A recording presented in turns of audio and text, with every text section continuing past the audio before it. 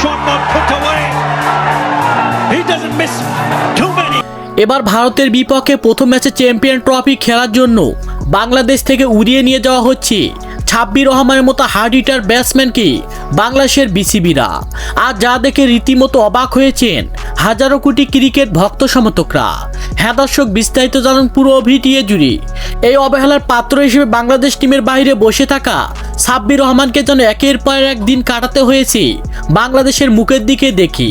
কারণ হলো যে সে ভুল করেছিল বিসিবি বস নাজমুল হাসান পাপনের কাছে।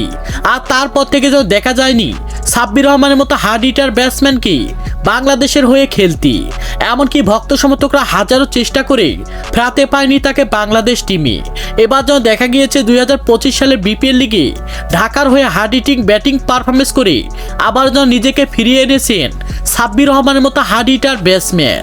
আর সাব্বির রহমানের এমন বিধ্বংসী ব্যাটিং পারফরমেন্স দেখে আবারও যেন তাকে বাংলাদেশ টিমে ভিড়িয়েছেন বিসিবিতে নতুন আসা ফারুক আহমেদ।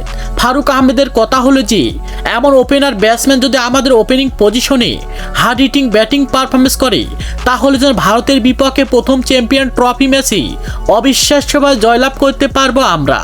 আর এমন বিশ্বাস নিয়ে যেন সাব্বির রহমানকে বাংলাদেশ থেকে উড়িয়ে নিয়ে যেতে ব্যস্ত হয়ে পড়েছেন বাংলাদেশের বিসিবিরা। তো দর্শক, পারবে কি সাব্বির রহমানের মতো হার্ড হিটার ব্যাটসম্যান আবারও সেই ব্যাটিং পারফরমেন্সের প্রমাণ করে বাংলাদেশকে চ্যাম্পিয়ন ট্রফি ম্যাচে জেতাতে? সে বিষয়ে আপনাদের গুরুত্বপূর্ণ মতামত জানাবেন আমাদের ভিডিওর কমেন্ট বক্সে। ধন্যবাদ।